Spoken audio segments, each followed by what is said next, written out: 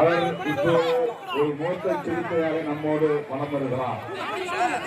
அவர் 7 மூச்சு வரையும் சிறுத்தையாகவே இருந்து நான் வாழ்வேன், என்னாலான களப்பணிகளை ஆற்றுவேன், விடுதலை சிறுத்தைகள் கட்சியை வலுப்படுத்துவேன் என்று உறுதியளித்து நம்மோடு களத்தில் இருக்கிற ஜோதிமணி அவர்களை பானை சின்னத்திலே வாக்களித்து பெருவாரியான வாக்குகளின் வித்தியாசத்திலே வெற்றி பெற செய்ய வேண்டுமாறு கேட்டுக் கொள்கிறேன்.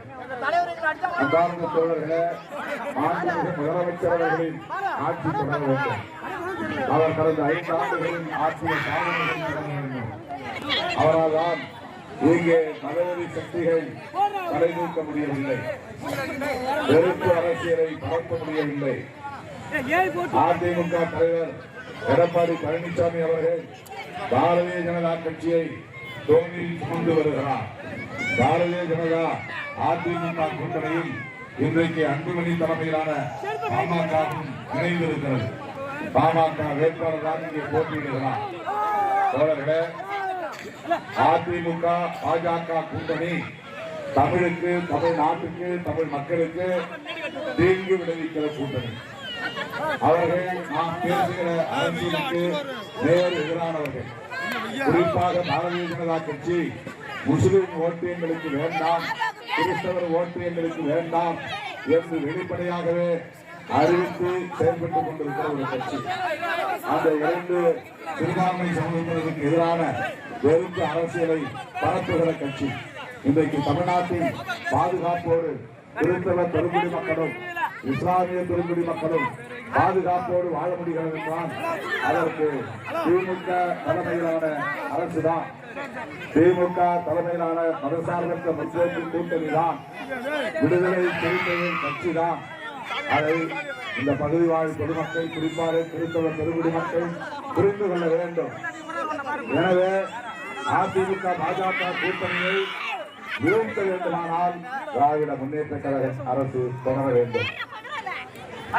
அடுத்து முஸ்லிம் வாக்குகளையும் கிறிஸ்தவர் வாக்குகளையும் முஸ்லிம் வாக்குகளையும் கிறிஸ்தவர் வாக்குகளையும் பிரிப்பதற்காகவே அந்த விஜய் விஜய்க்கு நாம் ஓட்டு போட்டால் விஜய் விட்டு ஆட்சி அமைப்பாரா? அவருக்கு போடுற ஓட்டு வேஸ்டா? தயவு செய்து அவர் கிறிஸ்தவர் நினைச்சிட்டு அந்த ஓட்டு நீங்க அவருக்கு போட்டீங்கன்னா எப்படி அருகதை நான் சொல்லுவேன், நம்ம சிவாய வாழ்க, இந்த நாசமா போனவே வீழ்க. எப்படி நான் நேரடியாக பேசுவேன்ல, நேரடியாக பேசுவேன்.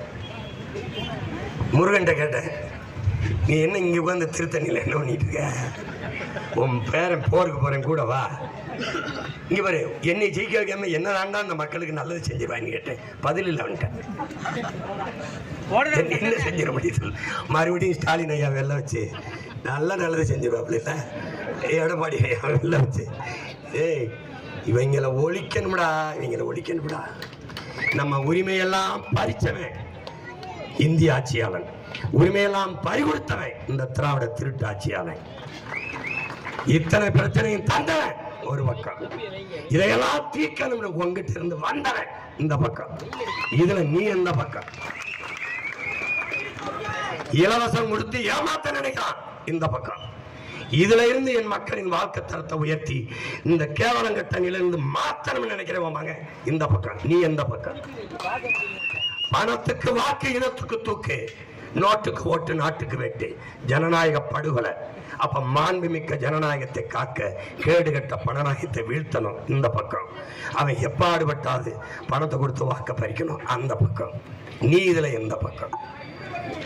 இவர்கள் எல்லோருக்கும் என் மக்களை ஆள வேண்டும் என்கிற கனவும் வெறியும் நோக்கமும் இருக்கு.